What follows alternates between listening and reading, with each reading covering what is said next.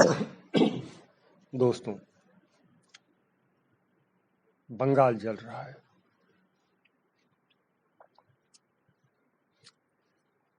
पूरी दुनिया में इसकी प्रतिक्रिया हो रही है, विशेष करके पूरे विश्व के हिंदू किसी न किसी रूप में इस पर अपनी प्रतिक्रिया प्रकट कर रहे हैं। वे आहत हैं। बंगाल के हिंदुओं के ऊपर जो अत्याचार हो रहा है उसे लेकर के व्यथित हैं। भारत सरकार से गुहार लगा रहे हैं।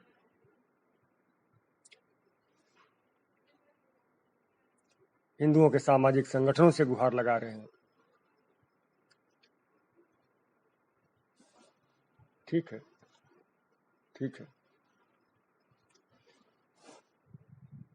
लेकिन आज मैं इस समस्या को एक दूसरे एंगल से देखने का प्रयास करूंगा।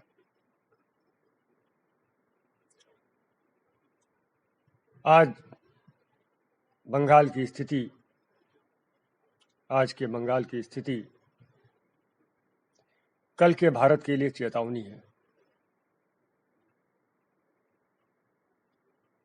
दोहरा रहा हूं, आज के बंगाल की स्थिति कल के भारत के लिए चेतावनी है।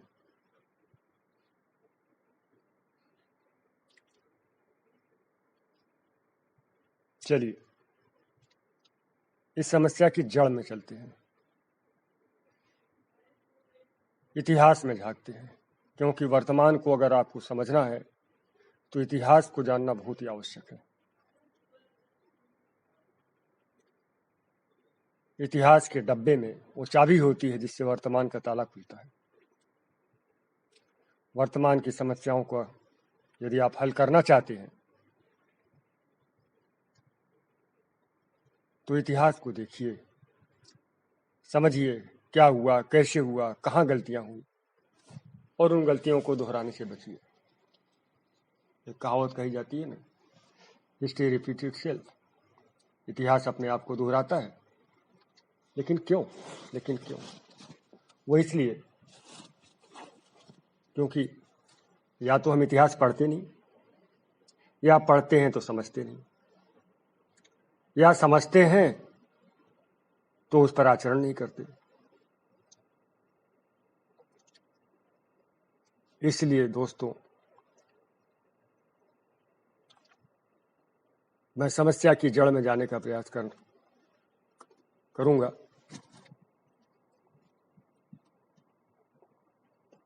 बंगाल में इस्लाम कैसे आया, भारत में इस्लाम कैसे आया और कैसे फैल गया।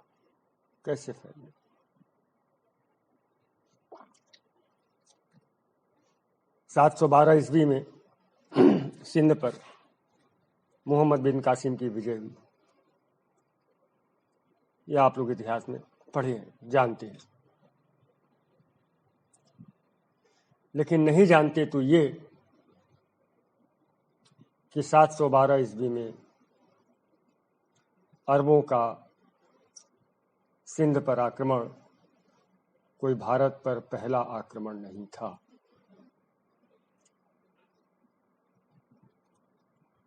भारत पर अरबों का आक्रमण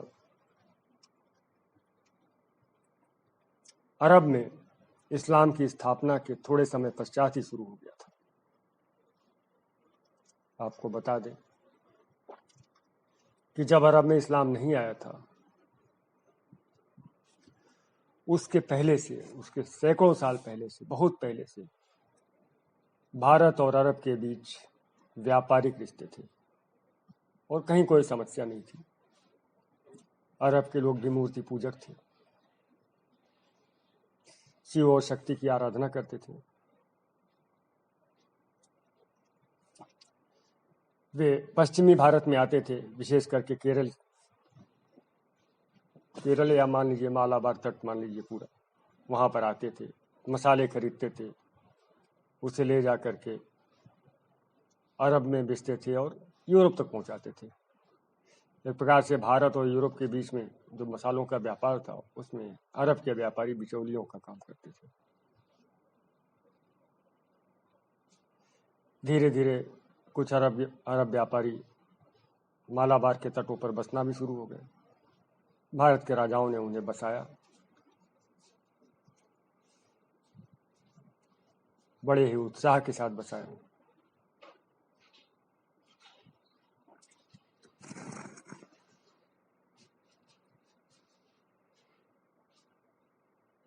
लेकिन जैसे ही अरब में इस्लाम आता है,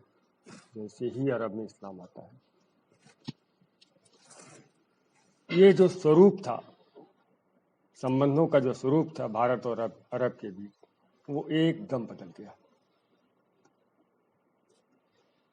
पहले अरब के लोग भारत में व्यापार करने के लिए आते थे।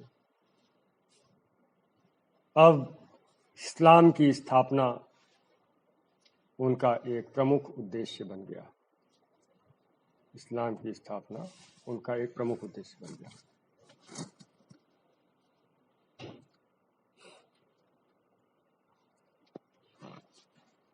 तो अब गलती जो है भारत के राजाओं ने की, क्योंकि उन्हें पता ही नहीं था कि इस्लाम का स्वरूप क्या है, इस्लाम कितना आक्रामक है, उसकी आइडियोलॉजी क्या है, विचारधारा क्या है, किस तरह से गैर इस्लामिक लोगों को काफिर कहती है, उनकी हत्या का आदेश देती है, किस तरह से गैर इस्लामिक लोगों को इस्लाम में कन्वर्ट करना उनका उद्देश्य होता है। ये सब बातें इन्हें नहीं मालूम थी। एक भोलापन, एक अज्ञानता भारत के राजाओं में थी। वे यही सोचते थे कि जैसे हिंदू धर्म है वैसे बाकी के भी धर्म होंगे। हमारे यहाँ यही बताया जाता था कि ईश्वर एक है, उस तक पहुंचने के रास्ते अलग अलग हैं। हिंदू धर्म के रास्ते से भी पहुंचा जा सकता है जिस तरह से, उसी तरह से बाकी धर्मों के रास्ते से पहुंचा जा सकता है। तो उन्होंने ये मान लिया कि ठीक है, ये भी ईश्वर तक पहुंचने का कोई रास्ता होगा, और स्वागत किया, इस्लाम का उन्होंने स्वागत किया। अरब व्यापारियों को मालाबार के तटों पर न केवल बसने की अनुमति दी गई, उन्हें तमाम सुविधाएं उपलब्ध कराई गई। उन्हें मस्जिद बनाने की अनुमति दी गई, उसमें सहायता भी की गई। उन्हें अपना धर्म प्रचार करने की अनुमति दी गई। इतना ही नहीं, उन्हें भारतीय स्त्रियों से विवाह करने की भी अनुमति दी गई। ये जो प्रक्रिया शुरू हुई, उसका परिणाम आज हम केरल में मालाबार में जो देखते हैं, जो वहाँ के मोपला हैं, जो मोपला मुस्लिम्स हैं, वे ऐसे ही हुए। अरब के व्यापारी बसे, हिंदू स्त्रियों से विवाह किए और अपना परिवार बनाए। तो ये जो भूल थी, राजा चेरामन का नाम आप सब ने सुना होगा, जिसने भारत में पहली मस्जिद बनवाई। देखिए, उनकी उदारता कहें या उनकी मूर्खता कहें, शायद दोनों। बात वही है ना, हम अच्छे होते हैं तो हम सबको अच्छा समझते हैं। उन्होंने भी यही समझा कि जैसे हिंदू धर्म है वैसे इस्लाम भी होगा, क्या फर्क पड़ता है। उन्होंने सोचा क्या फर्क पड़ता है। अब उनकी गलती आज तक भारी पड़ रही है। केरल में किस तरह से इस्लामिक कट्टरवाद का जहर फैला हुआ है हम सब जानते हैं, लेकिन जड़ कहाँ है? वहाँ है, जो मैंने आपको बताया। चलिए, तो इस्लाम जो है, अरब में इस्लाम आ गया। अरब के व्यापारी धीरे धीरे भारत में उसे फैलाने लगे, लेकिन वे इतने से ही संतुष्ट नहीं थे। जैसा कि चरित्र है इस्लाम का, एक आक्रामकता, जिसके अंतर्गत तलवार के दम पर इस्लाम का प्रसार किया जाता है। तो वो आक्रामक प्रवृत्ति उन्होंने दिखानी शुरू की कि बाकी भारत में किस तरह से इस्लाम फैला गया, और उन्होंने भारत के पश्चिमी तटों पर हमले शुरू कर दिए। ये सिंध पर अरब के आक्रमण से लगभग 50 साल पहले की बात है। बात वही है ना कि अरब में इस्लाम की स्थापना के तुरंत बाद भारत पर उसका इफेक्ट आना शुरू हो गया। उन्होंने हमले शुरू कर दिए। कम से कम 686 के बाद के हमले तो रिकॉर्ड किए गए हैं इतिहास में। कोंकण के तटों पर उन्होंने हमले किए, अंदर घुसने की कोशिश की, लेकिन वे बार बार हरा दिए जाते थे। समझना, वे बार बार हरा दिए जाते थे, उनको सफलता नहीं मिलती थी भारत में।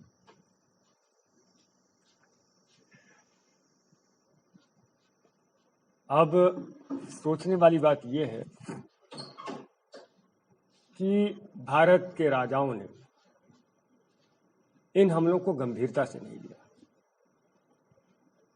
वे ऐसे इनको छिटपुट हमले समझते रहे जो राजनीतिक महत्वाकांक्षाओं के लिए होते हैं। वे इस निष्कर्ष पे नहीं पहुंच पाए कि ये हमले इस्लाम के प्रसार के लिए हो रहे हैं। ये नहीं समझ पाए। यह उनकी बहुत बड़ी गलती रही। इसके बाद सिंध की तरफ अरबों की दृष्टि गई। एक्चुअल में जिसे आप सिंध कहते हैं वो उनके लिए भारत था। समझना आप बात को। सिंध जिसे आप कहते हैं उनके लिए भारत था। ये नाम उन्होंने दिया है सिंध। वो भारत को जो है हिंद कहते थे, क्योंकि सिंधु नदी वहाँ से बहती है, और सिंधु नदी के पास, सिंधु नदी पर पहुँचते ही मान लेते थे कि भारत लग गया। हालांकि सिंधु नदी से पहले लग जाता था भारत, लेकिन सिंधु नदी से मान लेते थे कि भारत लग गया, और सिंध को वो हिंद कहने लगे। तो खैर, तो 712 ईस्वी में जो मोहम्मद बिन कासिम ने सिंध पर आक्रमण किया, वो भी सिंध पर पहला आक्रमण नहीं था। उसके पहले भी आक्रमण हुआ था मकरान के तटों पर, और उन्होंने किनारे कब्जे कर लिए थे समुद्र तटों पर। अंदर नहीं घुस पाए थे, समुद्र तटों पर सफल हो गए थे। और सफल होने के बाद, जैसा कि उनका चरित्र है, वहां पर उन्होंने लोगों को इस्लाम में कन्वर्ट करना शुरू कर दिया। तो इस तरह से उन्होंने अपने लिए एक प्लेटफॉर्म बना लिया, अंदर घुसने के लिए एक प्लेटफॉर्म बना लिया। समुद्र के किनारे मकरान के तटों पर उन्होंने इस्लाम खड़ा कर दिया। यही कारण है कि जब 712 ईस्वी में मोहम्मद बिन कासिम सिंध पर हमला करता, जिसे आप दूसरा हमला मान लो, हालांकि उसके पहले कई हमले हो चुके थे, लेकिन मोटा मोटी आप मान लो ये दूसरा आक्रमण था, इसे आप मान लो, तो उसे 711 ईस्वी में जो उसने प्लेटफॉर्म बनाया था, उससे बड़ी मदद की। उस समय सिंध का राजा दाहिर था, ब्राह्मण था। अब जैसा कि भारत की समस्या रही है जाति प्रथा, जातिवाद, तो बहुत सारे लोगों ने इस जातिवाद के कारण इन मुसलमानों का साथ भी दिया दाहिर के लिए। वो भी एक गद्दारी जो भारत में होती रही है। दाहिर के साथ जो हुआ सो हुआ। अच्छा, एक और चीज आपको बताइए, दाहिर की गलती क्या थी? दाहिर की गलती ये थी कि मोहम्मद साहब के जो वंशज थे, जो वंशज थे उनकी पीढ़ी में, तो उन लोगों को सता करके वहां से भगाया गया था, और उन्हें दाहिर ने शरण दे दी थी। खलीफा ने कहा कि ये आप सही नहीं कर रहे हैं, अरब के खलीफा ने कहा कि आप सही नहीं कर रहे हैं, आप उन्हें वो लौटा दीजिए। भारत में जो है शरणागति की रक्षा करने का धर्म है। दाहिर ने मना कर दिया। इस कारण आक्रमण हुआ था, लेकिन बताया तो कुछ और जाता है, उसकी डिटेल में जाएंगे तो बहुत ही लंबा हो जाएगा, क्योंकि इतिहास के साथ बहुत छेड़छाड़ हुई है। खैर, तो सिंध पर आक्रमण होता है, दाहिर की हत्या होती है, दाहिर की लड़कियां उठाकर ले जाई जाती हैं, वो सब चीज़ें उनकी डिटेल में नहीं जा रहा है। हम अपने पॉइंट्स पे आगे बढ़ते हैं कि गलतियां कहाँ हुई। तो इसके बाद कासिम ने सिंध की विजय के बाद जो नंगा नाच किया, उसको बताना, मतलब उसको बताने के लिए मुझे, जिसको कहते हैं ना, असंसदीय भाषा का उपयोग करना पड़ेगा कि किस तरह से महिलाओं का सामूहिक, महिलाओं के साथ जो है सामूहिक दुष्कर्म हुआ, किस तरह से उन्हें उठाया गया, उन्हें यौन दासियां बनाया गया, उन्हें यौन दासियां बनाया गया, जिन्हें ये लोग लौंडी कहते थे, यौन दासियां बनाया गया। और पुरुषों की हत्याएं हुई, उसमें भी ये होता था, ये रहता था कि कितने वर्ष के ऊपर के पुरुषों की हत्या करनी है। कोई 16 साल कहता है, कोई 17 साल कहता है, लेकिन वो बात नहीं थी। मुख्य बात ये थी कि कमर के नीचे एक अंग होता है, उस अंग में जिसके बाल आ गए हों, उन सब की हत्या की गई थी। बाकी को कन्वर्ट कर दिया गया था। कन्वर्ट भी क्या, एक्चुअल में क्या है आपको मैं बता दूं। ये एक राक्षसी समुदाय है और इसमें विचित्र विचित्र प्रकार की जो है, जिसको आप कह सकते हो कि सेक्सुअल प्रैक्टिसेस हैं। उसमें एक सेक्सुअल प्रैक्टिस ये भी है जिसे आप होमोसेक्स कहते हो। तो न केवल ये लोग न केवल स्त्रियों के साथ बलात्कार करते हैं, बल्कि पुरुषों के साथ भी करते हैं। इतना ही नहीं, डेड बॉडीज के साथ भी करते हैं। ये उनकी प्रथा थी। तो जिनके बाल नहीं आए थे उनको इसीलिए रखा गया, उनके साथ दुष्कर्म करने के लिए, और फिर बाद में उन्हें इस्लाम में कन्वर्ट कर दिया गया। तो अब आप सोचना, इनके वंशज जो आज वहाँ होंगे, हैं, उनके बहुत सारे वंशज आज वहाँ हैं, वे बड़े गर्व के साथ मोहम्मद बिन कासिम को याद करते हैं कि मोहम्मद बिन कासिम से अपना रिश्ता जोड़ते हैं। पाकिस्तान के बहुत सारे भागों में उन्हीं के वंशज। समझना बात को, पुरुष तो मार दिए गए, पुरुष तो मार दिए गए, वयस्क पुरुष तो मार दिए गए, स्त्रियों के साथ दुष्कर्म किया, दुष्कर्म करने से उनसे बच्चे पैदा हुए। इसके बाद उन अल्पवयस्क युवाओं, अल्पवयस्क युवाओं जिन्हें नहीं मारा गया था, उनके साथ भी दुष्कर्म किया गया। तो इनकी पीढ़ियां, उन औरतों की पीढ़ियां जिनका बलात्कार किया गया था, उनसे जन्मे बच्चे, और उन लड़कों की पीढ़ियां जिन्हें इसलिए नहीं मारा गया था क्योंकि मुलायम होता ना, एक मुलायम चीज खाने में अच्छा लगता है, तो एक कोमलता उनमें होती है, तो वो उनको जो है सेक्स का आनंद ज्यादा देते थे, तो उन्हें सेक्स करने के लिए रखा गया था, दुष्कर्म करने के लिए रखा गया था, और बाद में उन्हें इस्लाम में कन्वर्ट कर लिया गया, और फिर उनसे भी बच्चे जन्मे। तो ये पीढ़ियां ऐसी औरतों से जन्मी औलादें और ऐसे लड़कों से जन्मी औलादें, है ना, जिनमें बहुत सारे आज भी पाकिस्तान में घूम रही हैं, वे हमें इंफीरियर कहती हैं और बड़े गर्व से अपने को मोहम्मद बिन कासिम से जोड़ती हैं। काश उन्हें उनका इतिहास पता हो जाए कि उनका जन्म जो है किन परिस्थितियों में हुआ है, उनके पूर्वज किन परिस्थितियों में थे, कौन थे। तो वो मोहम्मद बिन कासिम से अपने को जोड़ने से बचेंगे, उन्हें लज्जा आएगी, लेकिन क्या कहें, वे इस पे गर्व करते हैं। उनकी बुद्धि, उनका ज्ञान। आगे बढ़ते हैं। अब अरब में इस्लाम आ गया, लेकिन भारत के पराक्रमी राजा उनको आगे नहीं बढ़ने दिए, वहीं तक वो सीमित रह गए। गुर्जर प्रतिहार लोग थे, राजपूत थे, जिसमें आप बप्पा रावल का नाम आप जानते हैं। तो तमाम ऐसे भारत के नरेश थे जिन्होंने वहीं पर उनको रोक दिया। अरब के आगे, उनकी मंशा तो थी अरब के आगे भारत में घुसने की, लेकिन उन्हें भारत में घुसने नहीं दिया। न केवल भारत में घुसने नहीं दिया, बल्कि अरबों को सिंध से भी उखाड़ फेंका। सुनना आप ध्यान से, अरबों को सिंध से भी उखाड़ फेंका। भारत के पराक्रमी योद्धाओं ने अरबों की जो सिंध पर विजय हुई थी उसको पूरी तरह से नष्ट कर दिया, उन्हें उखाड़ फेंका। बड़ी अच्छी बात है, पराक्रम तो बहुत अच्छा दिखा है, लेकिन फिर गलती। मैं आज आपको बताना चाहता हूँ, आप गहराई से सोचना मेरी बात को। मुझे ऐसे लोग क्षमा करें जिनमें बहुत उतावलापन है, क्योंकि जो बात मैं कहना चाह रहा हूँ उसको गहराई से सुनने और समझने की आवश्यकता है। जिनके अंदर इतना धैर्य है कि समस्या की जड़ में जाना चाहते हैं वे मुझे सुने, जिन्हें धैर्य नहीं है वे जा सकते हैं। तो खैर, तो भारत के पराक्रमी राजाओं ने अरबों को सिंध से मार भगाया।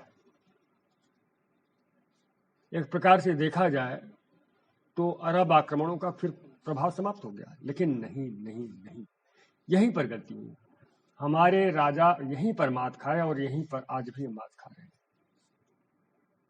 उन्होंने अरबों को तो भगा दिया वहां से, लेकिन अरबों ने जिन्हें मुसलमान बनाया था उन्हें मुसलमान ही रहने दिया। बल्कि इतिहास में बहुत सारे ऐसे भी उदाहरण हैं जब इन मुसलमानों ने हिंदू धर्म में वापसी करनी चाहिए तो उन्हें मना किया गया। क्यों? क्योंकि वे अशुद्ध हो चुके हैं। उनसे कहा गया कि वे अशुद्ध हो गए। मूर्खता देखिए आप, मूर्खता देखिए। आज की समस्या की जड़ आप समझिए, समस्या की जड़ समझ में आ रही है आप लोगों को ना? मूर्खता देखिए आप, क्योंकि वे अशुद्ध हो चुके हैं। अगर उन मुसलमानों को वापस हिंदू धर्म में दीक्षित कर दिया जाता तो बहुत सारी समस्याएं आज नहीं होती, लेकिन वो नहीं किया गया और वे बढ़ते चले गए। मतलब ये है कि सिंध के इलाके से अरबों का राजनीतिक प्रभाव तो समाप्त हो गया, लेकिन सामाजिक धार्मिक उपस्थिति उनकी बनी रह गई। ये गलती है, आप समझिए। अब आप जड़ को पकड़िए, कहाँ पे हो रहा है। तो ये गलती, अब मैं बहुत ज़्यादा आपको परेशान नहीं करूंगा, ये गलती किस तरह से आगे बार बार बढ़ती है। ये गलती तब से लेकर के लगातार होती है। ये गलती और कहाँ कहाँ होती है, अब मैं आपको बताऊं। जब मुगल पीरियड में, आप मान लो मुगल पीरियड की आप बात कर लो, मुगल पीरियड की नहीं और भी बात करते हैं, आप दिल्ली सल्तनत की पीरियड की बात कर लो, दिल्ली सल्तनत के पीरियड की बात कर सकते हो। तो सल्तनत काल में भी जो है मुसलमानों के अत्याचारों के विरुद्ध बहुत सारे विद्रोह होते हैं और उन्हें परेशान किया जाता है, बार बार उन्हें भगाया जाता है। लेकिन वहाँ पर भी यही होता है कि जो लोग एक बार इस्लाम में कन्वर्ट हो गए उन्हें रिकन्वर्ट करके हिंदू नहीं बनाया गया। और इसका एक बड़ा उदाहरण हम तब देखते हैं, खास करके राजपूताना का क्षेत्र, राजपूताना का जो क्षेत्र है, राजस्थान का जो क्षेत्र है, तो वो तो वीरों की धरती थी, इसमें कोई दो मत नहीं है। राजपूतों जैसे योद्धा जो है दुनिया में कम हुए हैं। तो उन्होंने राजपूताना के एक बड़े क्षेत्र में न केवल दिल्ली सल्तनत के समय बल्कि मुगल पीरियड में भी जो है इन आक्रमणकारियों को घुसने नहीं दिया। वहाँ उनकी ही हुकूमत चलती है। भारत पर भले ही, दिल्ली पर भले ही मुसलमानों का अधिकार होता रहा, लेकिन राजपूताना लगभग राजपूत राजाओं द्वारा ही शासित रहा। लेकिन गलती फिर वही कि अगर राजपूताना जो है राजपूत राजाओं द्वारा शासित था तो वहाँ पर जो लोग इस्लाम में कन्वर्ट हुए थे किन्हीं परिस्थितियों में, उन्हें रिकन्वर्ट नहीं किया गया, उन्हें वैसा ही रहने दिया गया। हालांकि आज आज भी जो है राजस्थान में जो राजस्थान की जो पॉपुलेशन है उसमें इस विशेष समुदाय के लोगों का प्रतिशत कोई ज़्यादा नहीं है, लेकिन जो भी है वो भी न होता अगर उन्हें घर वापसी का मौका मिलता। आगे आते हैं, मराठाओं के द्वारा बहुत बड़ी चुनौती दी गई शिवाजी के समय से, और मराठों की शक्ति बढ़ते बढ़ते बढ़ते बढ़ते इस सीमा पर आ गई कि आगे चलकर जो दिल्ली का मुगल बादशाह था वो भी जो है मराठों के हाथ की कठपुतली बन गया था। यहाँ तक कि एक मुगल बादशाह को तो औरतों के कपड़े पहना करके नचवाया गया था। तो मराठा पीरियड निश्चित रूप से हिंदू गर्व के एक हिंदू गर्व के चरम का इतिहास भी आप मान सकते हो, जब मराठों का प्रताप न केवल दक्षिण भारत में बल्कि उत्तर भारत में भी फैल गया था। लेकिन फिर वो गलती की मराठों ने, जब उनका प्रताप फैल गया था, जब उनका राजनीतिक वर्चस्व था इस पूरे क्षेत्र में, तो उन्होंने भी हिंदुओं से जो हिंदू कन्वर्ट हो गए थे एक विशेष धर्म में, उनको वापस हिंदू धर्म में कन्वर्ट करने का प्रयास नहीं किया, जबकि वो कर सकते थे। जिस तरह से इन्होंने किया था उस तरह से वो भी कर सकते थे, लेकिन नहीं किया उन्होंने। वे इसी से खुश रहे। इतना ही नहीं, अपनी सेना में भी इस विशेष समुदाय को उन्होंने रखा, अपनी सेना में भी रखा। तो ये गलती बहुत भारी पड़ी है। पीछे अगर हम लौटते हैं तो ये गलती विजयनगर साम्राज्य में भी होती है। विजयनगर साम्राज्य भी जो है, आप ये कह सकते हो कि हिस्ट्री में हिंदुओं के लिए एक स्वर्ण काल है। महाराजा कृष्णदेवराय को आप सभी लोग जानते हैं, लेकिन उन्होंने भी यही गलती की। विशेष समुदाय के लोगों को न केवल जो है फलने फूलने का मौका दिया, उन्हें सुविधाएं दी, बल्कि उन्हें अपनी सेना में उच्च पदों पर रखा। और अंत में जो है तालीकोटा का युद्ध जो 1565 में होता है, तो तालीकोटा के युद्ध में जो है विजयनगर साम्राज्य नष्ट हो जाता है। उसके पीछे भी कारण यही था कि विशेष समुदाय के जिन लोगों को उन्होंने अपने यहाँ सेवा में रखा था, उन्होंने उनके साथ धोखा किया। ये करते ही हमेशा से इनका स्वभाव है। जब इनके धर्म की बात आती है तो ये धोखा कर जाते हैं, ये कभी भी विश्वसनीय नहीं होते। लेकिन लोगों ने समझा ही नहीं इनके कैरेक्टर को। उस समय भी अगर विजयनगर साम्राज्य के राजा इस बात को लेकर सजग रहते कि इस विशेष धर्म का चरित्र क्या है, तो उनका पतन नहीं होता। लेकिन उन्होंने भी राजनीतिक उपलब्धियां तो प्राप्त की, लेकिन सामाजिक, सांस्कृतिक, धार्मिक इन क्षेत्रों में कोई हस्तक्षेप नहीं किया।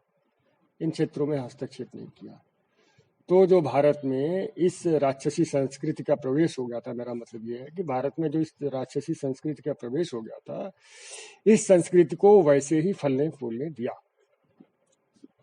ये गलती विजयनगर साम्राज्य के राजाओं ने की,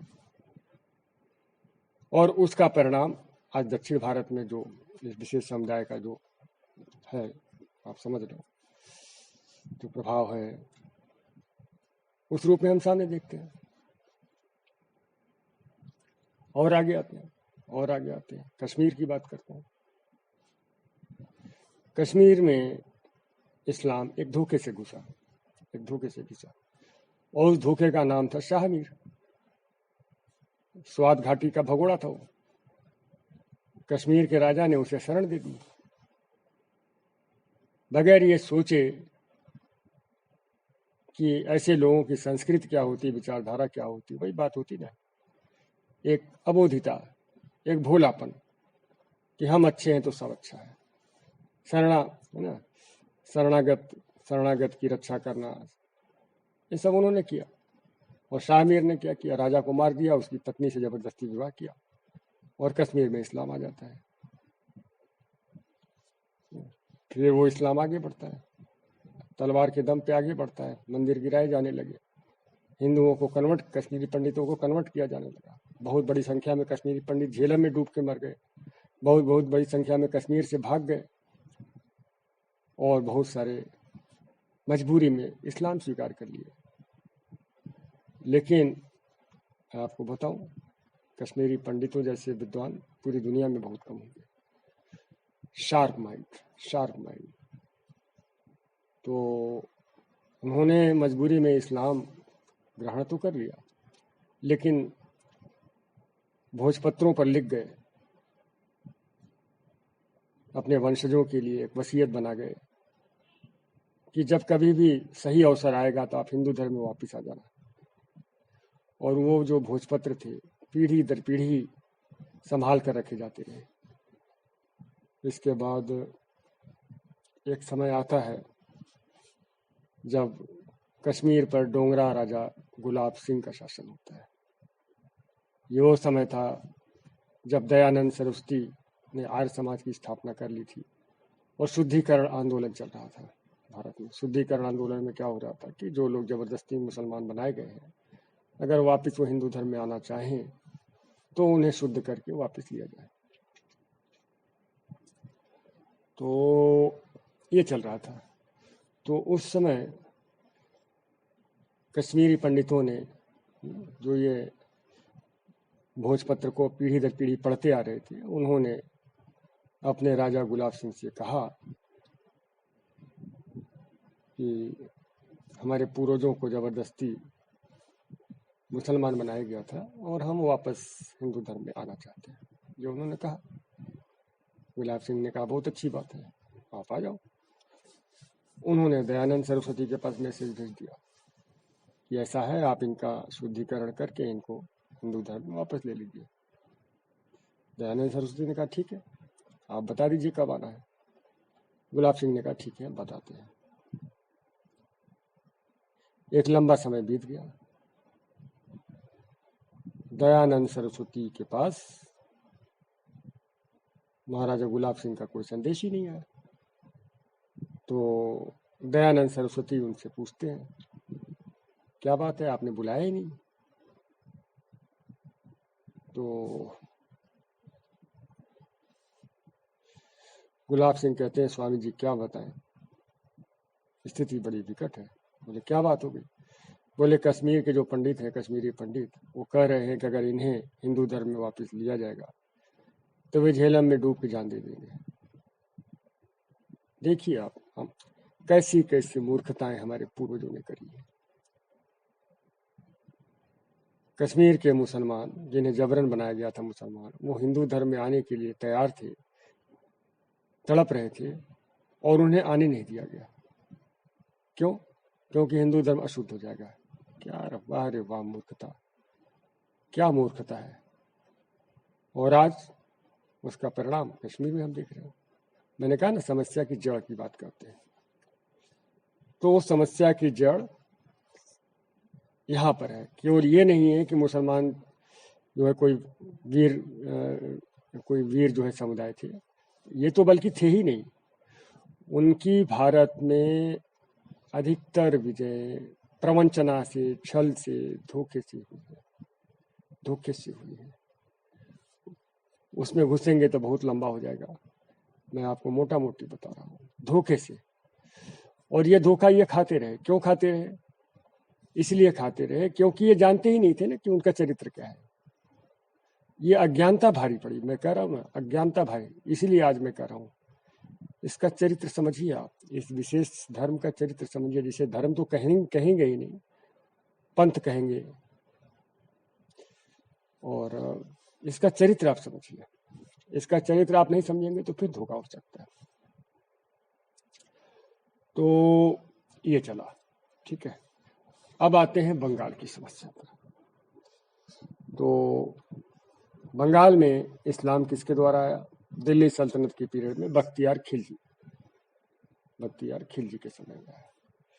बख्तियार खिलजी वो पहला जो है पहला व्यक्ति था, पहला इस्लामिक योद्धा था, सेनापति था, जो पूरब की तरफ बढ़ता हुआ बिहार को क्रॉस करता है, बंगाल में घुसता है, और बख्तियार खिलजी के थ्रू कश्मीर में इस्लाम आता है। बंगाल में इस्लाम आता है, बख्तियार खिलजी के थ्रू बंगाल में इस्लाम आता है। अब देखने वाली बात यह है कि बंगाल में इस्लाम इतना बढ़ कैसे गया, इतना बढ़ कैसे गया, ये देखने वाली बात है। जबकि बंगाल तो बहुत दूर था। सबसे ज्यादा इस्लाम तो राजस्थान में बढ़ना चाहिए था, जो बिल्कुल पास था, क्योंकि जो ये आक्रमणकारी थे पश्चिम और उत्तर पश्चिम की तरफ से आते थे, या तो अरब की तरफ से पश्चिम से आते थे या उत्तर पश्चिम से आते थे अफगानिस्तान के रास्ते। तो और राजस्थान में उतना नहीं बढ़ पाया इस्लाम, और बंगाल में इतना बढ़ गया। इसका कारण ये है कि बंगाल में वैसा कोई प्रतिकार करने वाला योद्धा नहीं दिख रहा है। बंगाल, राजस्थान में तो लाइन लगी हुई है। महाराणा प्रताप को तो आप अकेले जानते हैं, लेकिन आप बप्पा रावल से शुरू कर दीजिए, लाइन लगी हुई, लाइन लगी हुई, नाको चने चबा दिए। इसीलिए तो अकबर ने जो है मेल मिलाप की नीति अपनाई, वो रणनीति थी उसकी, लेकिन नाको चने चबा दिए। भारत के बाकी क्षेत्रों में भी, महाराष्ट्र में मराठों का उदय होता है, उन्होंने उनको नाको चने चबवाए।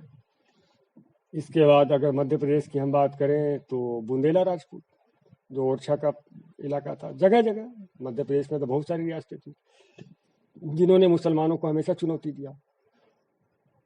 उस तरह की चुनौती उन्हें बंगाल में नहीं मिल पाई। ये एक क्या कहें, पता नहीं उस मिट्टी की विशेषता है या उस चरित्र की, क्या कहें, जो वहाँ का अभिजात्य वर्ग था। बंगाल के का जो साधारण है ना, बंगाली हिंदुओं का जो जन सामान्य वर्ग था वो तो अच्छा था, लेकिन जिसे उच्च वर्ग कहते हैं, अभिजात्य वर्ग कहते हैं, जिनसे ज्यादा आशा करता है समाज, वो निकम्मा ही कहेंगे, वो निकम्मा ही था, वो निकम्मा ही था। और निकम्मा और स्वार्थी था, और किसी भी तरह से अपना सुख देखना, अपना आराम देखना, अपना लाभ देखना, ये उसमें थी। क्योंकि जनता जो है तब खड़ी होती है जब उसको कोई नेतृत्व करने वाला हो।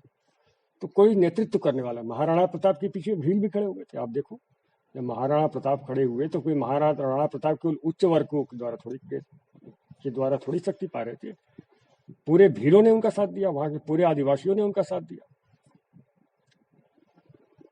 तो लेकिन खड़े तो होना पड़ेगा, साथ तो लोग देते हैं, लेकिन खड़े तो होना पड़ेगा। बंगाल में, बंगाल के अभिजात्य वर्ग में ऐसा मुझे कोई नहीं दिखता कि कोई खड़ा होगा। उल्टा जो बंगाली समाज था उसने इतना दकियानूसी का परिचय दिया, बंगाली ब्राह्मणों ने इतने दकियानूसी का परिचय दिया। आप देखो, एक काला पहाड़ करके आपने नाम सुना होगा, कालचंद राय करके उसका नाम था, कालचंद राय। तो वहां के शासक की लड़की उससे प्रेम करने लगी, और किसी भी हाल में उससे विवाह करना चाहती थी। कालचंद राय भी तैयार था, और वो लड़की हिंदू बनने को तैयार थी, उसका बाप भी इस शादी के लिए तैयार था। लेकिन बंगाल के ब्राह्मणों ने कहा नहीं, ये शादी नहीं हो सकती, एकदम खिलाफ हो गए। इसका परिणाम क्या हुआ, कालचंद राय जो है उसने इस्लाम ग्रहण कर लिया और निकाह कर लिया उस लड़की से। और वो कालचंद राय काला पहाड़ कहलाया, और उसने बंगाल का वो इस्लामीकरण किया जो उसके पहले कोई नहीं कर सका था। उड़ीसा तक उसने इस्लामीकरण किया, जगन्नाथ मंदिर पे हमले किए। मैं आपको बता रहा हूँ, जड़ की बात कर रहा हूँ। हिंदुओं की गलती कहाँ कहाँ है, हिंदुओं की मानसिक संकीर्णता को क्या कहें, मानसिक संकीर्णता हद पार। अलबरूनी आपको बताते हैं, महमूद गजनवी के साथ आया था, फारसी विद्वान था अलबरूनी। तो उसकी जो है किताब का नाम है तहकीक हिंद। तो वो लिखता है इस बात कि वैसे तो भारतीय दर्शन की, भारतीय ज्ञान की, भारतीय विज्ञान की, गणित की, इन सब की प्रशंसा करता है, ज्योतिष की, वेदांत की, इन सब की प्रशंसा करता है। लेकिन वो कहता है कि ये ऐसे लोग हैं कि अगर कोई चीज अशुद्ध हो जाए तो उसे शुद्ध करके अपना नहीं सकते। मतलब कोई व्यक्ति अगर मुसलमान बन गया तो उसे वापस नहीं लेंगे अगर वापस आना चाहे।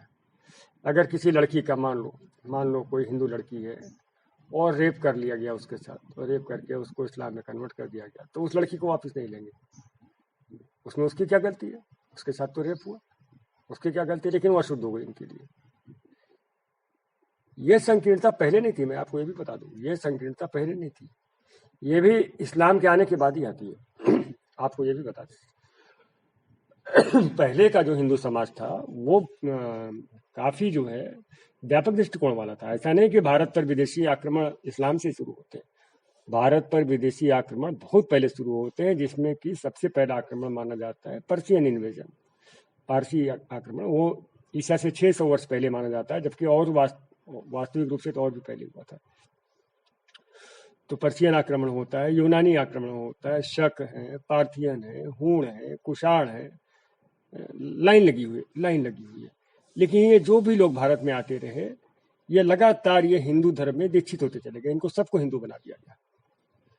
तो वो भी एक हमारा समाज था, वो भी हमारा समाज था, इतने व्यापक दृष्टिकोण वाला, इन सबको हिंदू बना लिया गया। आज आपको नजर नहीं आएंगे इनमें कौन है कौन नहीं। तो तमाम लोगों को हिंदू धर्म में दीक्षित किया गया। माने हिंदू धर्म एक ऐसे महासागर की तरह था जिसमें कोई सी भी नदी आकर के गिर जाती थी और सागर बन जाती थी। ऐसा विशाल था हिंदू धर्म, कोई भी नदी आके गिरे सागर बन जाए। लेकिन ये जो व्यापकता थी हिंदू धर्म की, ये जो उदारता थी, ये आगे चल करके इसको रोग लग गया और शुद्धता पर बल दिया जाने लगा कि नहीं, ये नहीं हो सकता, जो अशुद्ध हो गया वो हिंदू नहीं रहेगा। ये बेवकूफ़ी इस्लाम के आने के बाद आती। हो सकता है इसमें कुछ मजबूरी रही हो, या इस तरह के नियम इसलिए बना दिए गए हों जिससे लोग इस्लाम से दूर रहें, क्योंकि इस्लाम से खतरा उन्होंने देखा होगा। जैसे भी हो, मूर्खता कहें या परिस्थिति बस कहें, क्योंकि बहुत सारी कुप्रथाएं हिंदू धर्म में इस्लाम के आने के बाद ही आती है। जैसे कि घूंघट की जो प्रथा है, लंबा लंबा घूंघट राजस्थान, उसका भी कारण यही था। उसका भी कारण यही था, ये आबरू बचानी थी। तो घूंघट का किसी सुंदर स्त्री पर, सुंदर लड़की पर इन जिहादियों की बुरी नज़र न पड़ जाए, उसे देख न ले, उसे उठा न ले। इसी तरह से राजपूतों में जो कन्या हत्या, ये भी इसीलिए उन्हें पता था कि लड़की बड़ी होगी, इसके बाद किसी जिहादी की नज़र पड़ेगी इस पर। तो तमाम चीज़ें, इसी तरह से सती प्रथा, जौहर प्रथा, ये सब इज्जत बचाने के लिए।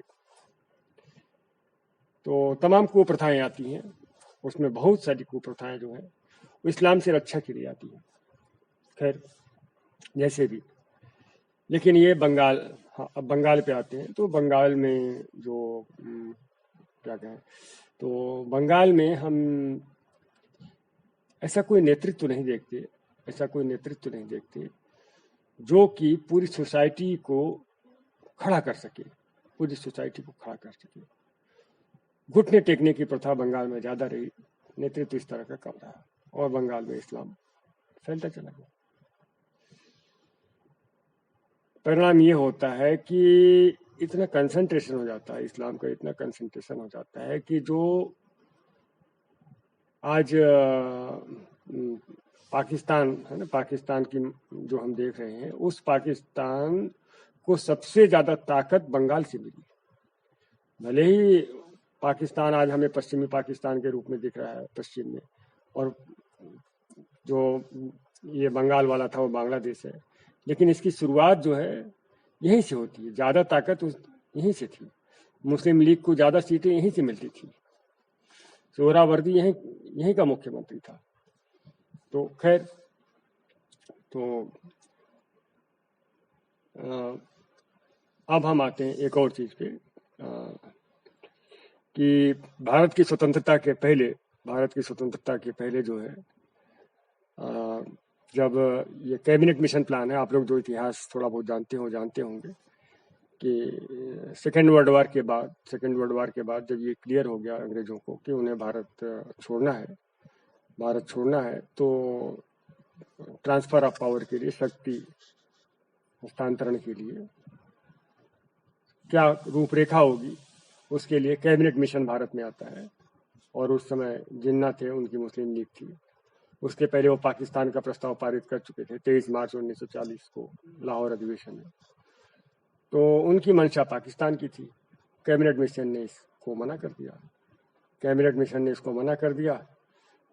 तो इन्होंने क्या किया, 16 अगस्त 1946 को, 16 अगस्त 1946 को बंगाल में डायरेक्ट एक्शन डे शुरू किया। डायरेक्ट एक्शन डे 16 अगस्त 1946, इतिहास में इसे द ग्रेट कैलकाटा किलिंग भी कहते हैं। और मुसलमानों ने आतंक मचाया और इतने हिंदू मारे जिनकी एक्चुअल संख्या अभी भी नहीं पता है। कोई 10,000 कहता है, कोई 26,000 कहता है, कोई कुछ लाख कहता है। तो कोई बात नहीं, संख्या में न जाए आप, लेकिन बड़ी संख्या में हिंदुओं की हत्या की गई, उनकी स्त्रियां उठाई गई, उनकी संपत्तियां लूटी गई, आगजनी हुई। ये सब चीजें होती हैं, ये सब चीजें होती हैं। सोहरावर्दी जो कि वहां का मुख्यमंत्री था, उसका पूरा नाम था सैयद शहीद सोहरावर्दी। एक नंबर का कट्टर। मोहम्मद अली जिन्ना का बड़ा भारी फॉलोअर, बड़ा भारी भक्त। तो वो जो है, तो देखने में तो ये समझ में आता है, मतलब कि प्रथम दृष्टया ऊपर से तो देखने में ये लगता है कि डायरेक्ट एक्शन डे इसलिए शुरू किया गया था क्योंकि ये जो लोग थे ये समाज पर दबाव बना के पाकिस्तान की मांग मनवाना चाहते थे। लेकिन बात इतनी ही नहीं थी, बात इसमें ये भी थी कि जो बंगाल था, तो बंगाल की डेमोग्राफी जस्ट जो है दो भिन्न डेमोग्राफी थी। एक तरफ पूर्वी बंगाल था जो आज बांग्लादेश है, जो मुस्लिम बहुल था, और एक तरफ पश्चिम बंगाल था जो हिंदू बहुल था। कलकत्ता भी हिंदू बहुल था। लेकिन मुस्लिम लीग पूरा बंगाल चाहती थी, पूरा बंगाल। मुस्लिम लीग चाहती थी जो पाकिस्तान बने उसमें पूरा बंगाल रहे। और पूरा बंगाल तो हो नहीं सकता था, पूरा बंगाल तो तब होता जब वहां पे मुस्लिम जनसंख्या ज्यादा होती। तो उस डेमोग्राफी को बदलने के लिए ये डायरेक्ट एक्शन डे शुरू किया गया था। प्रोग्राम क्या था? प्रोग्राम ये था कि बहुत सारे हिंदुओं को मार दिया जाए। सेकंड, बहुत बड़ी संख्या में हिंदू वहां से पलायन कर जाए, डर के मारे भाग जाए। थर्ड, और बाकी हिंदुओं को कन्वर्ट कर दिया जाए। इस तरह से डेमोग्राफी को चेंज कर दिया जाए, जैसा कि कश्मीर में भी लगातार हुआ है। वहां से भी कश्मीरी पंडित भागे हैं, मारे गए हैं और कन्वर्ट किए गए। आज जो कश्मीर में डेमोग्राफी दिखती है इसी तरह से हुई है। 3 चीजें हैं, मार दो, भगा दो और कन्वर्ट कर दो। ये इनकी रणनीति है, मॉडस ऑपरेंडी है, ये इनका तरीका है, सेट पैटर्न है। इसको ये करते हैं। आप पूरे भारत में देख लो ना, कहीं भी मार दो, भगा दो और कन्वर्ट कर दो। लड़कियां उठा लो, औरतें उठा लो, उनसे बच्चे पैदा करो, अपनी जनसंख्या बढ़ाओ, ये सब होता है। तो यही चीज, यही रणनीति उन्होंने बंगाल में अपनाई थी। हिंदू इसके लिए तैयार नहीं थे। हिंदुओं को तो पता ही नहीं था कि ऐसा भी कुछ हो सकता है। अकस्मात हुआ, उनके लिए एक अचंभा था कि अरे ये क्या हो गया, ये क्या हो गया। ब्रिटिश सरकार जो थी वो मूक दर्शक बनी बैठी रही, क्योंकि वो तो परोक्ष रूप से इनके साथ ही रहती थी। और ये सफल हो जाते हैं, ये अपने उद्देश्य में सफल हो जाते हैं। लेकिन उसी समय गोपाल पाठा, जिसका पूरा नाम, वास्तविक नाम गोपाल मुखोपाध्याय था, तो गोपाल पाठा नाम के व्यक्ति सामने आते हैं बंगाल से। मैं कहता हूं ना, हालांकि बंगाल की धरती पे आध्यात्मिक पुरुष तो बहुत हुए हैं।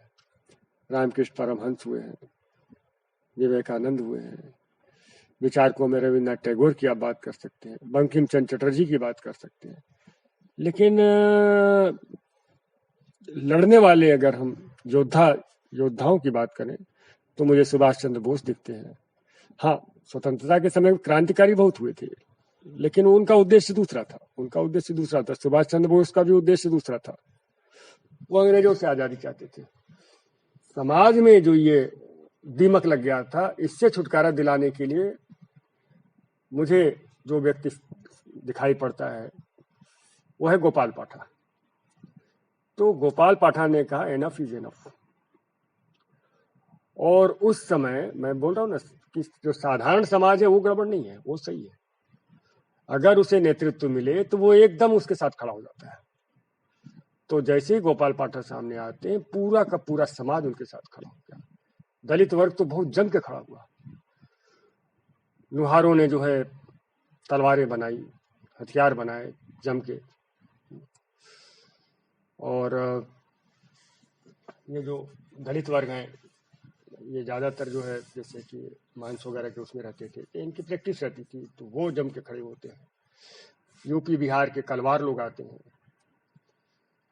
और दूसरे भी लोग आते हैं उनके सपोर्ट के लिए, बंगालियों के, बंगाली हिंदुओं के। सब ऐसा नहीं कि बंगाली हिंदुओं ने अकेले लड़ाई लड़ी है, यूपी बिहार के हिंदू वहाँ पूरे झुंड के झुंड पहुंचे थे। और 48 घंटे तो उन्होंने तांडव किया, 16 और 17 तारीख, 48 घंटे तो मुस्लिम लीग के गुंडों ने तांडव किया। 48 घंटे के बाद शुरुआत होती है गोपाल पाठक की आर्मी की।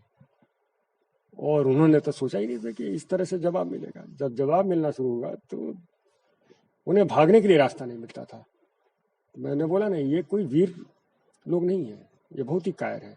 ये वीर तब तक हैं जब तक आप इनके सामने डट के खड़े नहीं हो रहे। जिस समय आप डट के खड़े हो जाएंगे, इनसे बढ़ के कायर आपको नहीं दिखेगा। बहुत ही बड़े कायर है, बहुत ही बड़े कायर है। तो ये भागते फिरे और हालत ये हो गई इनकी कि गांधी जी के चरणों में गिरना पड़ा गोपाल पाठक को जान बचाने के लिए। तो गांधी जी आते हैं, शांत करते हैं चीजों को। हालांकि बाद में ये नोआखाली में करते हैं। इनकी बदमाश है, इनकी बदमाशी तो चलती रहती है। तो मैं जो बात कहना चाहता हूँ आपसे, वो ये कहना चाहता हूँ कि गोपाल पाठक आपके बीच से ही खड़ा हुआ था ना, तो आज आप क्यों नहीं खड़े हो सकते? आज भी आप खड़े हो सकते हैं। और उच्च वर्ग के भरोसे मत रहिए। उच्च वर्ग आप सही नहीं है, खास करके जिसे आप कहते हैं ना क्या बोलते हैं, भद्र लोग, बंगाली भद्र लोग। ये जो बंगाली भद्र लोग है ना, ये सबसे बड़ा आपका दुश्मन है। ये हमेशा जो है लोभी और स्वार्थी रहा है। और जो भी व्यक्ति सत्ता पे होता था उसकी चाटुकारिता करता था। समाज से इसको कोई मतलब नहीं रहता था। अंग्रेज आए तो उनकी चाटुकारिता की, मुसलमान थे तो उनकी चाटुकारिता करते थे, कम्युनिस्ट आए तो उनकी चाटुकारिता करने लगे, कांग्रेस आई तो उसकी चाटुकारिता करने लगे, ममता बनर्जी आई तो उसकी चाटुकारिता करने लगे। तो ये बंगाली जो भद्र लोग है ना, ये भद्र लोग ये धोखेबाज है। अभी जो समस्या आपके सामने है, अगर बीजेपी जीत जाती तो ये समस्या नहीं होती। और बीजेपी का जीतना तय था। 2 कारणों से बीजेपी हारी, 2 कारणों से बीजेपी हारी। हालांकि बीजेपी को बहुत बड़ी संख्या में वोट मिला है हिंदुओं का, 38% के आसपास वोट बीजेपी को मिला है। वोट हिंदुओं का है, किसी और का नहीं है, वो हिंदुओं का वोट है।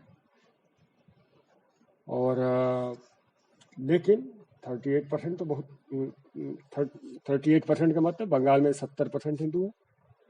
70% हिंदू में अगर मतलब अगर बंगाल में 70 हिंदू हैं तो 38 ने बीजेपी को वोट दिया। तो इसका मतलब क्या हुआ? अगर आप इसका प्रतिशत निकाल ले, है ना, अगर आप इसका प्रतिशत निकाल ले तो ये प्रतिशत बैठता है लगभग 7-5-35, है ना, 50 से ज़्यादा बैठता है, 50 से ज़्यादा बैठता है। मतलब आधे से ज़्यादा हिंदुओं ने बीजेपी के पक्ष में, 55-56% शायद बैठेगा। तो आधे से ज़्यादा हिंदुओं ने बीजेपी के पक्ष में वोट किया। वो तो है, वो तो बधाई के पात्र है, मतलब उनकी तो प्रशंसा की जानी चाहिए कि इस प्रतिकूल परिस्थिति में इतना खतरा उठा करके उन्होंने बीजेपी के पक्ष में वोट किया। लेकिन जो बाकी थे, है ना, 70 में जो 32 हिंदू जो बाकी रह गए, उसमें से 18 तो चले गए ममता बनर्जी के साथ में। जो ममता बनर्जी को 48% वोट मिला है, उसमें 18 इनका मिल गया, 18 तो उनके साथ चले गए। और जो बाकी है उसमें बहुत सारे उसमें एब्सेंट हो गए, उन्होंने वोट नहीं किया, है ना। 38 इधर आ गए, 18 उधर चले गए। 38 और 18 कितना हो गया? 46, 56। तो बाकी जो 14 थे उन्होंने वोट ही नहीं डाला, वो घर में बैठे रहे। ये हुई गलती। अगर उन्होंने वोट डाल दिया होता तो स्थिति कुछ और होती। 18 उनके पास चले गए, जो बाकी 14 थे, बाकी 14 तो ममता के टीएमसी के भक्त नहीं थे, होते तो उनको उनके पक्ष में वोट किए होते। तो वो जो घरों में बैठे रहे आराम के साथ, अगर वो बाहर निकलते तो ये जो 38% मिला है ये 52 हो जाता। बीजेपी को मिलता 52%। ममता नहीं जीत सकती थी, ममता नहीं जीत सकती थी। तो ये 14% लोगों ने, वो 18%, जो 18 गए वो तो गए, जो 18 गए हिंदुओं में से 70 में 18 चले गए हिंदुओं में ममता बनर्जी के पास। तो ये तो वो लोग हैं जो कि हमेशा से धोखा करते रहे, हमेशा से धोखा करते रहे। जो सत्ता में रहता था उसके साथ खड़े हो जाते थे, वो हमेशा से धोखा करते रहे, उनसे आप क्या उम्मीद करोगे। लेकिन जो बाकी 14 थे जो घरों में बैठे रहे, इस डर के मारे घरों में बैठे रहे कि ममता बनर्जी अगर सत्ता में आ जाएगी तो वो उन्हें मारेगी। तो उन्हें तो अब भी मार रही ना, वो घर में बैठे रहे तब भी तो मार खा रहे हैं। आज ममता बनर्जी के जो जिहादी हैं वो चुन चुन के हिंदुओं को मार रहे हैं। यहाँ तक कि टीएमसी के हिंदू भी मार खा रहे हैं, जिन्होंने टीएमसी के पक्ष में वोट डाला था वो भी मार खा रहे हैं। जो कम्युनिस्ट पार्टी के पक्ष में वोट डालने वाले थे वो भी मार खा रहे हैं, जो कांग्रेसी हिंदू हैं वो भी मार खा रहे हैं। तो हिंदुओं, तुम समझो, तुम समझो, तुम इसलिए नहीं मार खा रहे हो कि तुम बीजेपी के सपोर्टर हो। तुम चाहे बीजेपी के सपोर्टर हो, चाहे ममता के सपोर्टर हो, चाहे सीपीएम के सपोर्टर हो, तुम हिंदू हो। तुम्हारी गलती ये है कि तुम हिंदू हो, समझो। तो बंगाल के हिंदुओं ने ये गलती करी है। और दुख इस बात का है कि इसका नुकसान वे लोग उठा रहे हैं, बंगाल के वे हिंदू उठा रहे हैं जिन्होंने गलती नहीं की, जिन्होंने गलती नहीं की। तो वो कहते हैं ना गेहूं के साथ घुन पिसता है। तो जिन्होंने हिंदुओं के साथ गद्दारी की,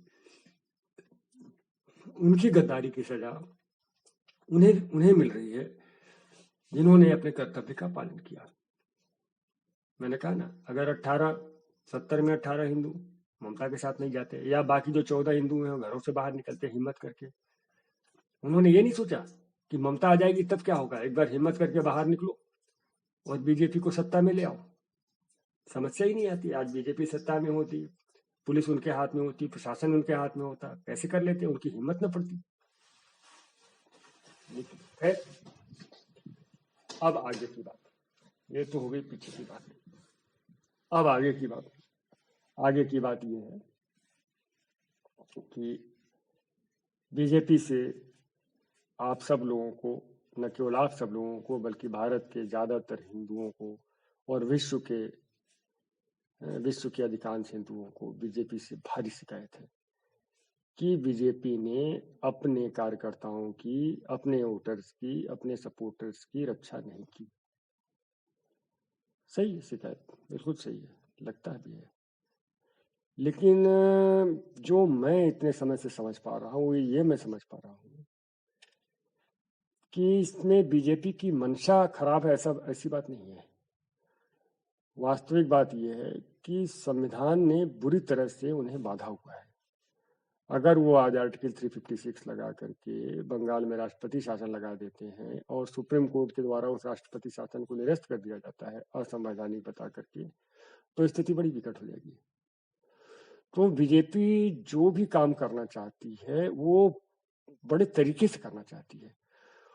वो खामोशी से बैठे हुए हैं, अमित शाह और नरेंद्र मोदी जी खामोशी से बैठे हुए हैं, लेकिन इसका ये मतलब नहीं कि वो कुछ कर नहीं रहे हैं या कुछ सोच रहे हैं। आप गलती से भी ऐसा मत सोच लेना। ये वही लोग हैं जिन्होंने 370 हटाया था कश्मीर से, ये वही लोग हैं जिनके कारण राम मंदिर बन गया, ये वही लोग हैं जो सीए और एनआरसी ले आए, ये वही लोग हैं जिन्होंने ट्रिपल तलाक के खिलाफ जो है कानून बनाया। तो आप ये मत समझो कि वो कुछ करने वाले नहीं है या कुछ करना नहीं चाह रहे हैं, ये तो आप गलती से भी मत समझना। वो जो इस समय शांत और खामोश दिख रहे हैं, इसको आप ऐसा समझ लो कि ये तूफान आने से पहले की खामोशी है। भीतर ही भीतर बहुत कुछ काम हो रहा है। मैं अपनी समझ से आपको कह सकता हूँ, पूरे कॉन्फिडेंस के साथ कह सकता हूँ, भीतर ही भीतर बहुत भारी काम चल रहा है, बहुत बड़ी तैयारी चल रही है। और बंगाल की समस्या का ऐसा समाधान आएगा कि स्थायी समाधान आएगा। ये नहीं होगा कि अभी समस्या सॉल्व हो जाए किसी तरह से, राष्ट्रपति शासन लगा दिए, सेना पहुंचा दिए, ये कर दिए, समस्या सॉल्व हो गई और फिर बाद में फिर कभी आ जाए। नहीं, अब जो इस समस्या का समाधान होगा तो ये समस्या कभी पलट के ही नहीं आएगी, ऐसा समाधान होगा। और वो लोग इस पे काम कर रहे हैं, मैं आपको विश्वास दिला रहा हूँ। मेरा मन कहता है, मेरा अभी तक का अनुभव, मेरा अभी तक का ज्ञान है, जो समझ है, उसके आधार पे मैं बता रहा हूँ। जो मैं समझ पाया हूँ, इन लीडर्स को जो समझ पाया हूँ, ये लोग कोई बहुत ही बड़ा स्टेप उठाने वाले हैं। उसमें थोड़ा सा समय लगेगा, थोड़ा सा समय लगेगा, आपको धीरज रखना है। लेकिन अब आप कहेंगे तब तक क्या करें? तब तक तो हालत खराब है, बिल्कुल। तब तक आपको संघर्ष करना पड़ेगा, अपनी लड़ाई खुद लड़नी पड़ेगी। भारत की जनता मॉरल सपोर्ट के लिए तो आपके साथ है, लेकिन भारत की जनता पूरी की पूरी वहां नहीं पहुंच सकती। हाँ, कुछ लोग जरूर पहुंचने का प्लान बना रहे हैं, कुछ लोग जरूर वहां पहुंचने का प्लान बना रहे हैं, और वो आपके साथ कंधे से कंधा मिला के लड़ने का भी प्लान बना रहे हैं, और उसके लिए तैयारी चल रही है लोगों की। तो मैं भी सोशल मीडिया पे जो भी सुन पा रहा हूँ, समझ पा रहा हूँ, तो मैं उनका नाम नहीं आपको बताना चाहता हूँ, लेकिन आप जान लें कि मेरे कि बहुत सारे जो हिंदुओं के संगठन हैं, उन्होंने यह मन बना लिया है कि आप लोगों के समर्थन में, आप लोगों के साथ खड़े होने के लिए वे बंगाल की तरफ कूच करने वाले हैं। लेकिन उसमें भी समय लगेगा ना। अभी तो आपको अपनी रक्षा करनी है, तो आप लोग इतने कायर क्यों बन रहे हो? मैं बोल रहा हूँ ना, गोपाल पाठक आपके बीच से खड़ा हुआ ना। आप खुद ही संगठित होइए, खुद ही संगठित होइए। उनकी संख्या आपसे अधिक तो नहीं है। आप तैयार हो जाइए, आप संगठित होइए और मुकाबला करिए। भागने से काम नहीं चलेगा। कश्मीरी पंडित भाग गए, आज तक लौट पा रहे हैं? नहीं लौट पा रहे हैं। उनके घरों पर कब्जे हो गए, नहीं लौट पा रहे हो। तो भागने से काम नहीं चलेगा। क्या फायदा होगा? आप अपना घर छोड़ करके भाग जाओगे, कहीं टेंट में रहोगे, कहीं कुछ करोगे, कहीं कुछ करोगे। इससे ये कोई समाधान नहीं है। कब तक भागोगे? कहाँ तक भागोगे? असम में भी तो इनकी संख्या बहुत ज्यादा है। आप असम भाग के जा रहे हो, वहां ये तो गनीमत है कि असम में बीजेपी की सरकार है, नहीं तो असम में भी आपको शरण नहीं मिलने वाली थी। तो भागने से काम नहीं चलने वाला है। आप लड़ो, आपको लड़ना ही पड़ेगा। मैं आपको गीता का वो श्लोक है वो बताता हूँ। तस्माद उत्तिष्ठ कौन्तेय युद्धाय कृत निश्चय। भगवान कृष्ण ने गीता में कहा था, तस्माद उत्तिष्ठ कौन्तेय युद्धाय कृत निश्चय। हे कुंती के पुत्र अर्जुन, उठो और युद्ध का निश्चय करो। तो ये जो परिस्थिति है, इसमें आप गीता के इसी श्लोक को पकड़ो और आप खड़े हो जाओ। भद्रलोक से तो उम्मीद बहुत कम है। हो सकता है अभी जो इनकी ठुकाई पिटाई हुई है तो कुछ उनको बुद्धि आ जाए तो आ जाए। बड़ा तो बड़ा मुश्किल दिखता है। ये इतिहास तो नहीं बताता है, नहीं। लेकिन ये जरूर है कि भद्रलोक के प्रति जो आपको श्रद्धा थी वो अपने दिमाग से निकाल दीजिए। आप इनके प्रति श्रद्धा मत कीजिए। आप लोग महत्वपूर्ण है। जो जो साधारण बंगाली समाज है, जो वो महत्वपूर्ण है। ये भद्रलोक नहीं महत्वपूर्ण है। ये तो सुविधा भोगी है, सुविधा भोगी है। इनके चक्कर में मत पड़िए। अभी ये मारपीट इनके साथ हुई है ना, तो इनको कुछ अकल आ गई होगी तो आ गई होगी। तो बड़ा अच्छा है, आ जाए तो बड़ा अच्छा है। नहीं आए तो कोई बात नहीं, ये थोड़े बहुत हैं। ये आपके साथ नहीं भी खड़े होंगे तो भी आप बहुत हैं। आप अपने को संगठित करिए, अपनी रक्षा करिए, अपनी संपत्ति की रक्षा करिए, अपनी आबरू की रक्षा करिए, और अपनी शक्ति को पहचानिए। आत्मविश्वास के साथ खड़े होइए। वो कोई विशेष थोड़ी खाते पीते हैं, उनके अंदर कोई विशेष बल थोड़ी है जो आपके ऊपर हमले कर रहे हैं। आपके अंदर आपके अंदर उनसे कम बल है क्या? आप क्यों अपने आप को कमजोर समझते हैं? अपना आत्मविश्वास आत्मविश्वास मत खोइए। अपने आत्मविश्वास पूरे पूरे आत्मविश्वास के साथ खड़े होइए, संगठित होइए, एक दूसरे के साथ आइए, एक दूसरे को अकेला मत छोड़िए। समूह बनाइए, समूह बनाइए, गांव की रक्षा करिए, सुरक्षा पंक्तियां बनाइए, गांव की रक्षा करिए, समाज की रक्षा करिए। ऐसे कैसे कर लेंगे आप? और बाकी तो धीरे धीरे हो रहा है, लेकिन उसमें समय लगेगा, उसमें समय लगेगा। तत्काल मदद आपकी अपनी ही शक्ति करेगी, आपकी अपनी ही शक्ति करेगी। ये आप हमेशा समझना। तो ठीक है, फिर मिलेंगे, फिर बात करेंगे आपसे। लगातार मैं आप लोगों को संबोधित करूंगा, कर रहा हूँ। और मैंने और हाँ, एक बात और मैं बताना चाह रहा हूँ। मुझे हिंदी आती है, लेकिन मुझे बांग्ला नहीं आता। तो हमारे और आपके बीच में संवाद सही नहीं हो पाता। तो मेरा ये भी मन हो रहा है कि मैं बांग्ला सीख लूँ। बहुत दिन से मुझे बांग्ला सीखने की इच्छा हो रही थी। मैं बांग्ला सीख लूँ, जिससे आपके साथ मेरा प्रत्यक्ष संवाद हो सके।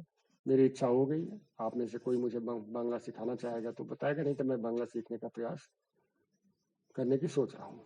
मुझे अब बांग्ला सीखने की इच्छा हो गई है। तो ठीक है, जय श्री राम। अपना ख्याल रखिए, अपना ख्याल रखिए।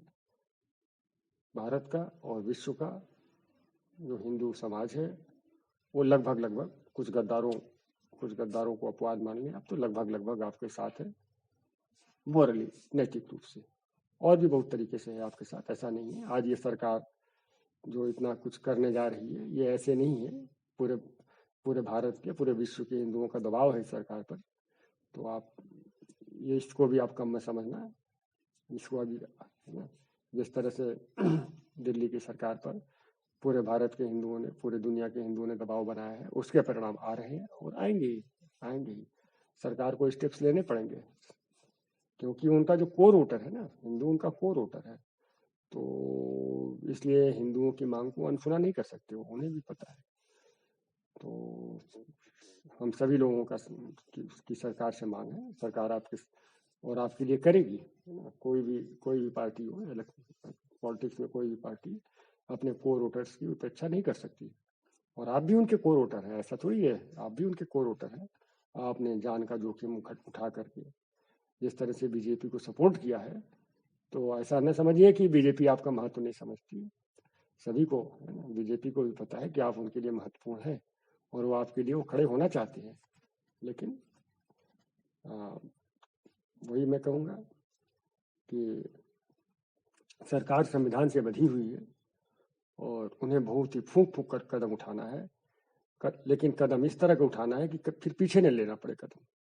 अगर जल्दबाजी किया गया तो कदम पीछे लेना पड़ सकता है, सुप्रीम कोर्ट में सरकार की किरकिरी हो सकती है और कदम पीछे लेना पड़ सकता है। इसलिए जो लोग सरकारी कामकाज की प्रक्रिया जानते हैं, उन्हें पता होना चाहिए कि अगर कोई बड़ा स्टेप लेना है तो उसके पहले कागजों को पक्का किया जाता है। तो सरकार कर रही, रिपोर्टें बुलाई जा रही है ना, जांच दल वहां पे जा रहे हैं, ये सब कागजों को पक्का करना है। ममता बनर्जी की सरकार से रिपोर्ट मांगी जा रही है, सुप्रीम कोर्ट में याचिकाएं लग रही हैं, जांच दल जा रहे हैं। तो ये सब जो चीजें हैं, ये सब चीजें कागजों को पक्का करना है। इंटेलिजेंस रिपोर्ट भी सरकार के पास होगी, ऐसा तो है नहीं कि इंटेलिजेंस एजेंसियां काम नहीं कर रही होंगी, वो भी। तो ये सब पूरे कागज जब पक्के हो जाएंगे, इसके बाद कोई स्टेप ले सकते हैं। बाकी मेरा एक सोचना है, चलो ये भी आपसे बात कर ही लेते हैं। मेरा एक सोचना है, मेरा सुझाव है, किसी को समझ में आए तो ठीक है।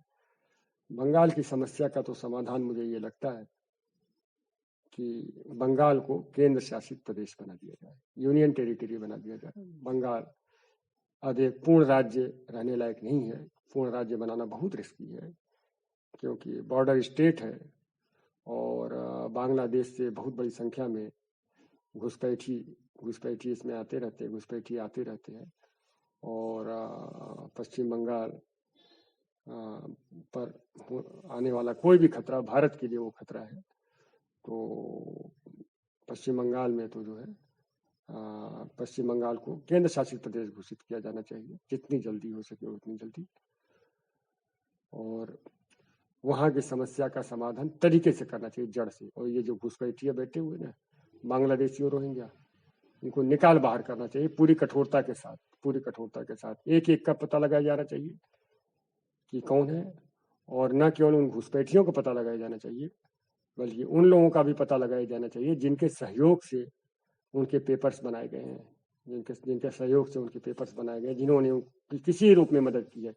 पूरा एक कानून पास करना चाहिए कि जिन्होंने घुसपैठियों के लिए को किसी भी रूप में मदद करी है अवैध रूप से बसाने में, उन पर भी वही है ना, वही कानून लागू किया जाए जो घुसपैठियों पर लागू किया जाएगा। ऐसे लोगों के खिलाफ भी कठोर कार्रवाई करनी चाहिए। और मैं तो सरकार से ये मांग करना चाहता हूँ कि अगर बंगाल की समस्या को, पश्चिम बंगाल की समस्या को स्थायी रूप से हल करना है तो इसे केंद्र शासित प्रदेश बनाया जाए, कम से कम 10 साल के लिए, 10 साल के लिए। इसके बाद जब स्थिति सुधर जाए तब भले राज्य बना दिया जाए, और उस 10 साल में इसकी पूरी सर्जरी होनी चाहिए। जो भी गड़बड़ी है इसको सबको ठीक किया जाना चाहिए, घुसपैठियों को निकाल बाहर करना चाहिए, घुसपैठिए के मददगारों को पकड़ा जाना चाहिए, और खास करके ये जो पॉलिटिकल लोग हैं जिन्होंने इनको बड़ी भारी मदद की है, इन सबको सजा मिलनी चाहिए, इन सब के खिलाफ कार्रवाई होनी चाहिए। और आप चिंता न करें, आज जो ममता बनर्जी ने सत्ता के दम्भ में, सत्ता के लालच में अंधी हो करके इस तरह से जो है बंगाल के इतिहास में काला अध्याय लिख रही हैं। आप चिंता न करें, एक दिन इतिहास भी एक दिन जो है इतिहास भी जो है इनका हिसाब किताब करेगा। काल चक्र इन्हें भी देख रहा है, काल चक्र इनका भी इतिहास लिखेगा। और वो समय होगा जब ममता बनर्जी को पछताने का भी मौका नहीं मिलेगा। अभी तो सत्ता के नशे में उनका विवेक समाप्त हो गया। उन्हें समझ में नहीं आ रहा है कि एक स्त्री होकर के वे इतनी निर्ममता कर रही हैं, अपने नाम का भी मान नहीं रख रही हैं।